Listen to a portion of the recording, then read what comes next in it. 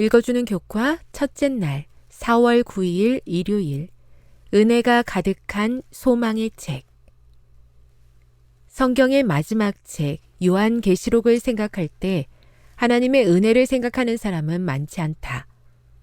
하나님의 최후의 날에 대한 기별이 무시무시한 짐승이나 신비로운 상징 그리고 기이한 형상을 연상하게 하기 때문일 것이다.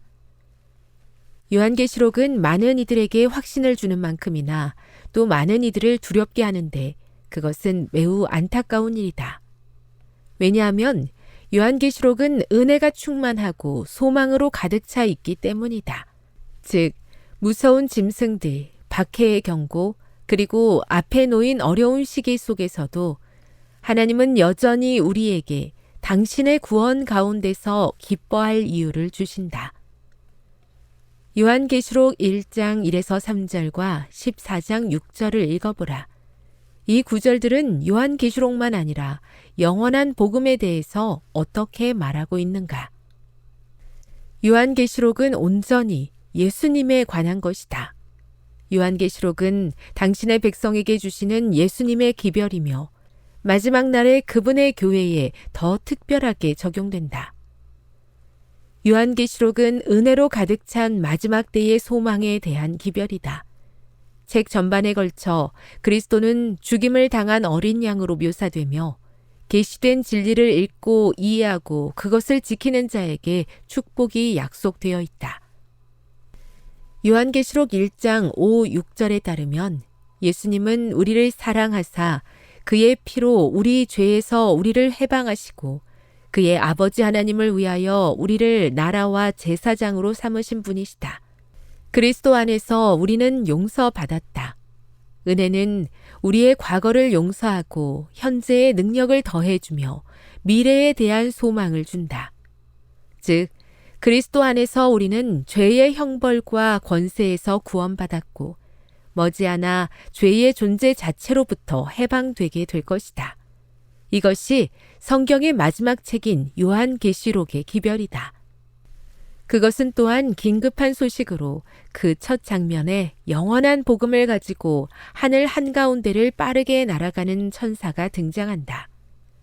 복음, 그리스도를 믿음으로 말미암는 구원, 우리를 위한 그리스도의 대속의 죽음, 우리가 할 수 있는 일 때문이 아니라 그리스도께서 우리를 위해 하신 일 때문에 주어진 영생의 약속, 이 모든 것이 새 천사의 기별의 서두에 포함되어 있다.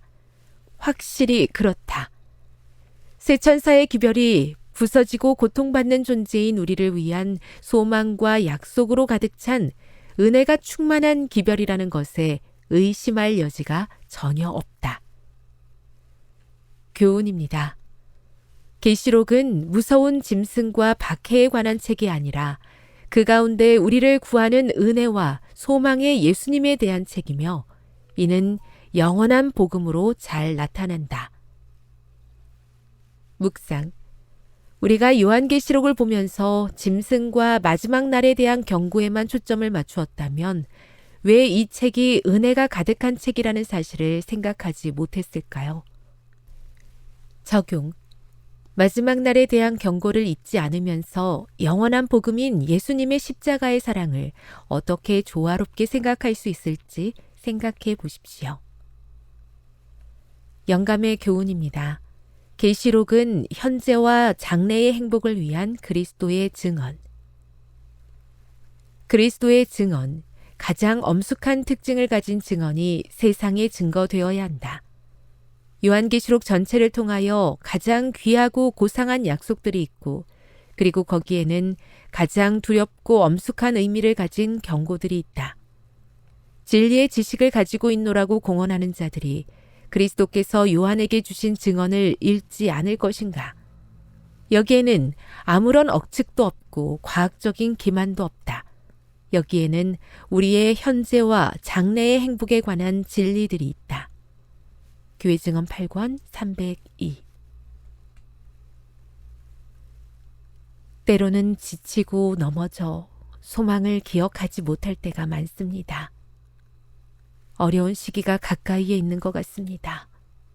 주님, 닥쳐진 환난과 어려움보다 우리에게 주시는 생명과 영원한 복음에 초점을 맞추고 하늘을 바라볼 수 있도록 도와 주옵소서.